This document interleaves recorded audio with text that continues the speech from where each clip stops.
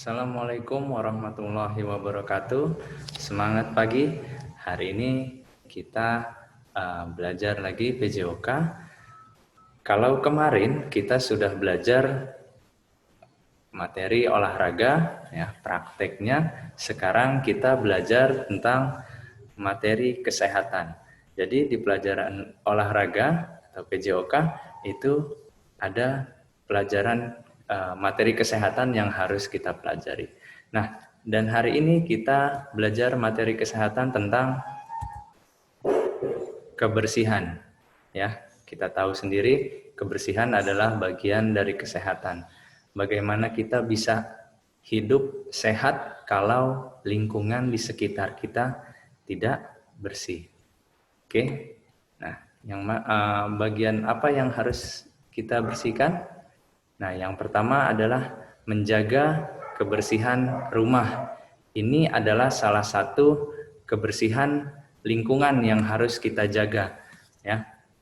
Selain kebersihan lingkungan, ada juga kebersihan diri sendiri yang harus kita jaga. Tapi untuk hari ini yang kita bahas adalah kebersihan lingkungan. Oke.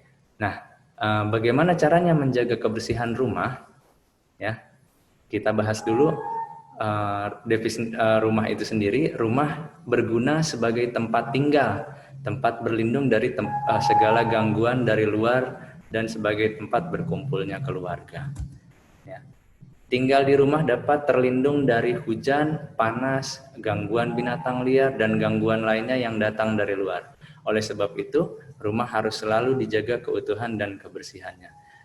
Sudah pasti di rumah kita tinggal dan berlama-lama di dalam, ya.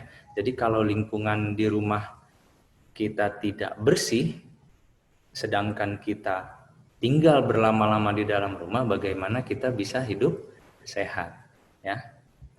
Oke, selanjutnya, bagaimana cara menjaga kebersihan rumah? Nah, membersihkan rumah harus dilakukan setiap hari. Tujuannya adalah untuk terhindar dari penyakit yang mungkin timbul akibat rumah yang kotor. Di samping itu, rumah yang kotor akan menjadi sarang kecoa, nyamuk, semut, dan serangga lainnya. Nah, kita tahu sendiri binatang-binatang ini tinggalnya di tempat yang kotor.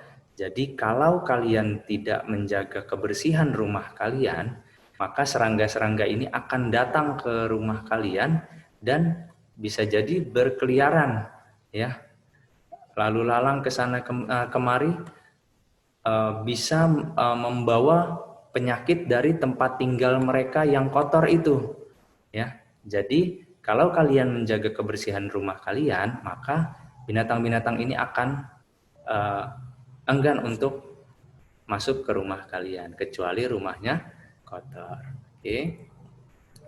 Membersihkan rumah harus dengan cara yang baik dan benar. Membersihkan rumah juga harus rutin dilakukan. Semua bertujuan agar semua bagian rumah menjadi bersih dan sehat.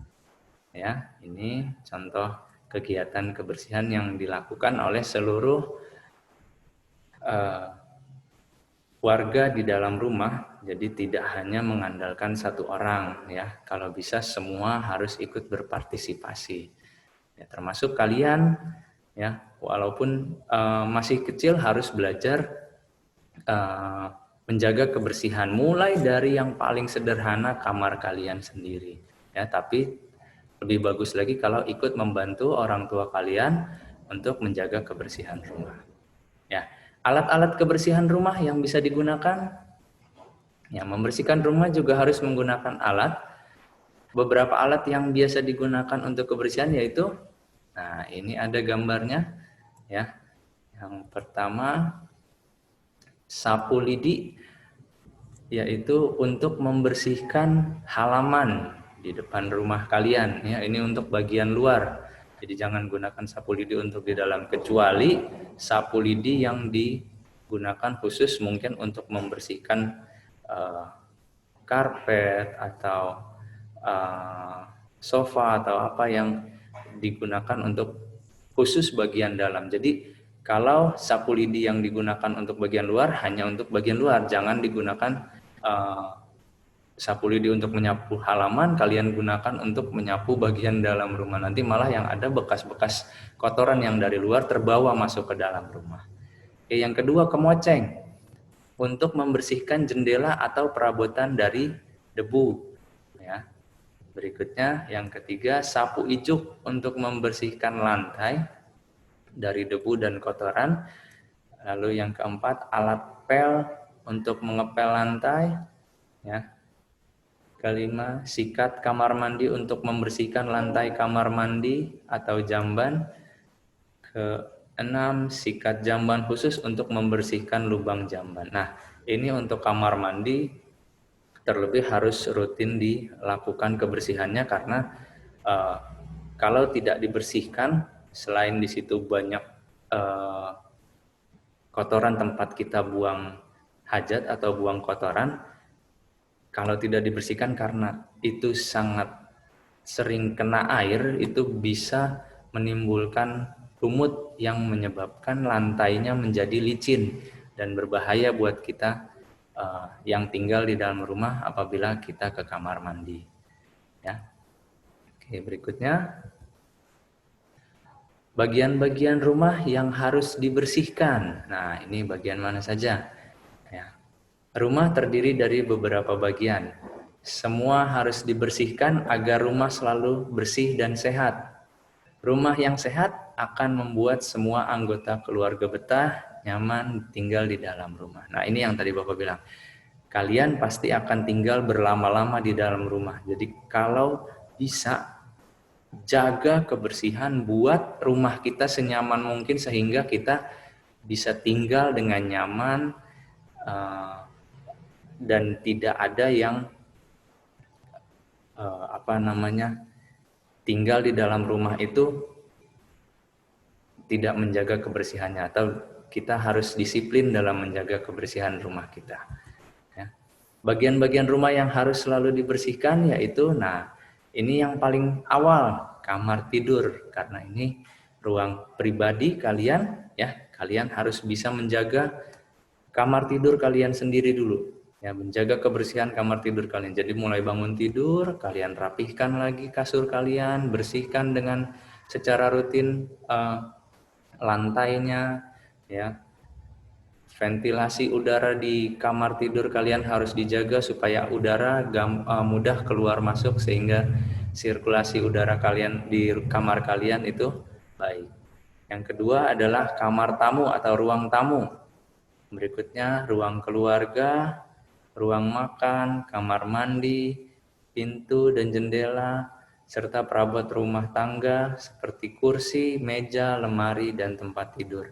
Nah, jangan hanya membersihkan lantainya saja, meja, kursi itu kan kalau tidak dibersihkan akan ada debu-debu yang menempel di situ atau bekas-bekas kotoran yang menempel di situ, itu juga harus dibersihkan karena nanti akan menyebabkan semut atau serangga lain datang ke daerah yang kotor itu. Ya, biasanya semut atau serangga-serangga itu suka dengan sisa-sisa makanan atau kotoran yang ada di sekitar meja atau kursi di rumah kita. Ya. Nah, ini kegiatannya, ini yang membersihkan kamar kalian bisa lakukan sendiri, ya. Lebih bagus kalau kalian lakukan sendiri. Jadi belajar sejak kecil sudah menjaga kebersihan kamar kalian. Ya, ini oke, Bapak tutup ininya dulu. Ya, ini untuk membersihkan ruang tamu, ya. Ini halaman dan ini juga ruang keluarga. Oke. Selanjutnya. Nah, ini menjaga kebersihan lingkungan sekolah. Nah, menjaga kebersihan lingkungan sekolah ini kalau saat ini, ya, kita sedang tidak belajar di dalam sekolah. Jadi kita belum bisa melakukan ini saat ini, ya. melakukan kebersihan lingkungan sekolah saat ini. Tapi nanti kita harus ikut menjaga kebersihan lingkungan sekolah, terutama pada saat pandemi seperti ini, ya. Nanti kita bersama menjaga kebersihan lingkungan sekolah supaya kita bisa belajar, ya. Mudah-mudahan secepatnya kita bisa belajar kembali di sekolah, berkumpul, walaupun dengan protokol kesehatan yang sudah kita sama-sama laksanakan, ya. Dan mudah-mudahan kalian tetap melaksanakan protokol kesehatan selama ini. Jadi untuk menjaga kesehatan kalian, ya, menjaga kesehatan orang-orang di sekitar kalian juga. Oke. Nah, siapakah yang bertugas menjaga kebersihan lingkungan sekolah dan bagaimana cara lingkungan sekolah tetap bersih? Oke, kita lihat di sini. Sama halnya dengan rumah, sekolah tempat kita belajar, kebersihannya juga harus kita jaga. Jika sekolah kita bersih, maka kita dapat belajar dengan nyaman dan tenang, ya. Karena sekolah itu ibaratnya seperti rumah kalian yang kedua. Kalian belajar di sekolah, ya, belajar di sekolah.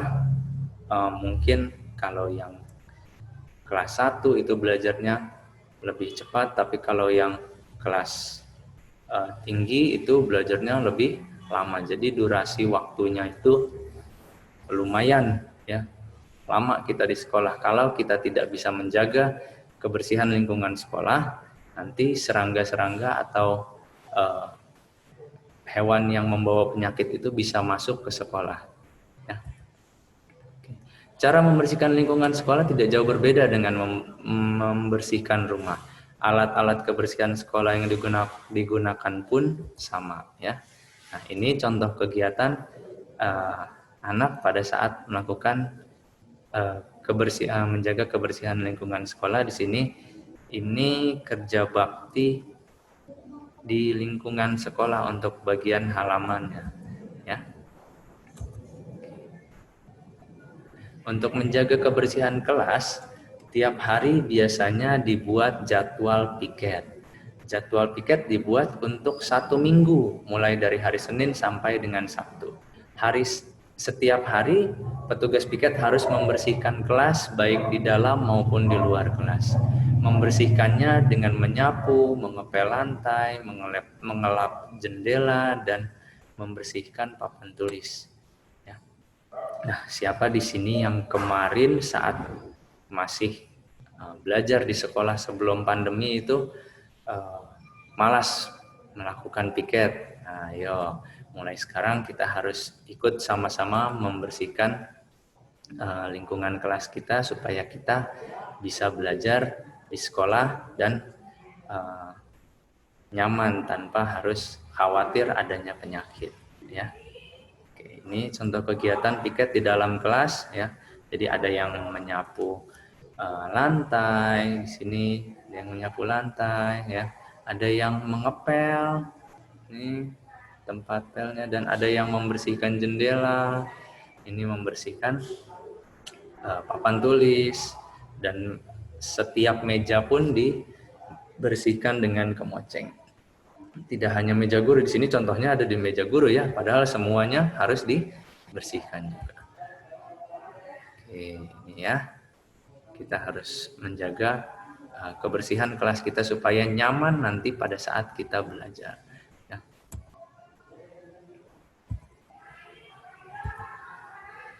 Selain kegiatan piket, di sekolah juga diadakan kerja bakti massal.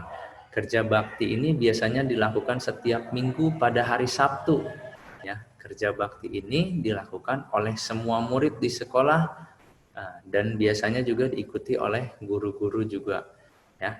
Kegiatannya meliputi membersihkan kelas, teras kelas, halaman atau taman sekolah, dan sampah-sampah dikumpulkan di suatu tempat untuk dimusnahkan dengan cara dibakar. Taman dan rerumputan juga dipangkas, ya. Dengan bekerja sama, pekerjaan akan semakin cepat selesai. Jadi kalau kita lakukan bersama-sama kerja bakti massal ini, akan cepat selesai dibandingkan kalian hanya melakukan misalnya hanya 1 atau 2 kelas yang membersihkan sekolah, itu akan terasa lebih berat dan melelahkan. Tapi kalau kalian semua kelas bekerja sama, kerja bakti, membersihkan lingkungan, Bapak yakin akan lebih cepat selesai. Ya. Oke, ini contoh kerja bakti yang dilakukan di luar ruangan kelas, ya, atau di teras atau di halaman. Ada yang menyiram tanaman, memotong dan menyapu, termasuk ada yang membuang sampah ini untuk dikumpulkan di tempat untuk dimusnahkan. Ya, oke, ya, cukup untuk materi hari ini.